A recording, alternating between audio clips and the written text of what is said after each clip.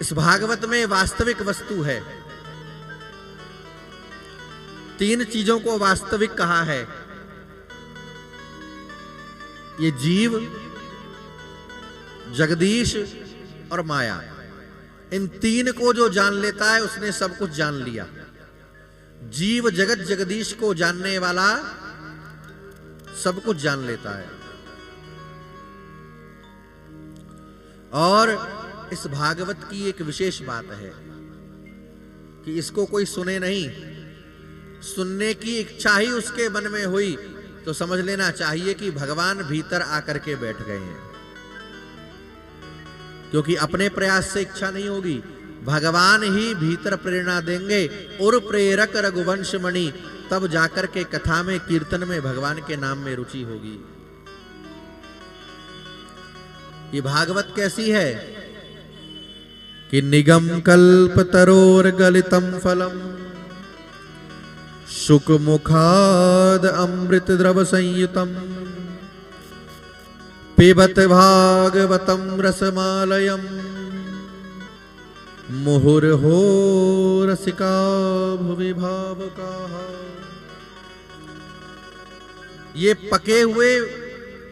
पका हुआ फल है, वेद रूपी वृक्ष का ये पका हुआ फल है। और ये बड़ा मीठा है। मीठा क्यों है? क्योंकि इसमें तोते की चोंच लगी है। लोग कहते हैं ना, तोता जिस फल में चोंच मार दे वो मीठा हो जाता है।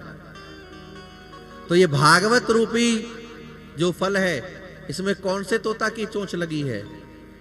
शुकदेव की। शुक का मतलब संस्कृत में शुक तोते को ही कहते हैं। फल का सबसे बड़ा पारखी कौन? तोता। तो शुकदेव जी के मुख से ये निकली है। शुकदेव जी ने तो परीक्षित को सुनाई, तभी हम सबको मिली। तो ये बड़ी मीठी है, मधुर है, तो इसको पीते रहो। अब किसी ने कहा कि महाराज आप कह रहे हो फल, ये भागवत पका हुआ फल है, और फिर कह रहे हो कि पीते रहो। अब फल कोई पीता है क्या? फल तो क्या करते हैं? खाते हैं। तो ऐसा क्यों कह रहे हैं?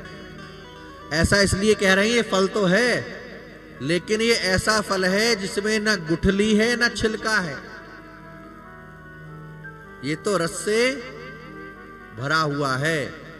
अब पीने वाली जो वस्तु है ना, वो रोम रोम में समा जाती है, उसमें से कुछ भी व्यर्थ।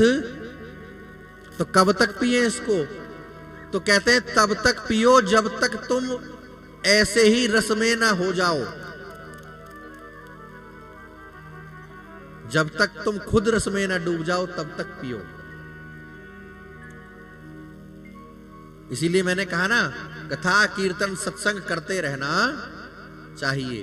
और आजकल तो भैया इंटरनेट का युग है, मोबाइल सब उपलब्ध है यूट्यूब पर। जब मर्जी डालिए, कथा सुनिए, भजन सुनिए, सुनाइए, गाइए। एक बार श्री सूत जी महाराज विराजमान थे और शौनक जी ने उनसे 7 प्रश्न किए। इन 7 प्रश्नों का उत्तर भागवत है। अच्छा, प्रश्न करना चाहिए, जिज्ञासा होनी चाहिए। जिज्ञासा नहीं होगी तो ज्ञान नहीं बढ़ेगा। जिज्ञासा होनी चाहिए, प्रश्न होना चाहिए और करना भी चाहिए, लेकिन सोच के करना चाहिए कि हम प्रश्न क्या कर रहे हैं। कभी कभी लोग ऐसा ऊट पटांग प्रश्न पूछते हैं कि जिसका कोई सिर ना पैर। एक जगह हम कथा कर रहे थे, एक बूढ़े बाबा ने चिट्ठी भेजी, लिख करके भेजा, महाराज राम के मामा का क्या नाम था? क्यों तुम दही बूरा खाने जाओगे राम के मामा के यहां? गर्मी की छुट्टी में जाएगा? अरे किससे तुम्हारा काम बनेगा? राम से बनेगा कि राम के मामा से बनेगा?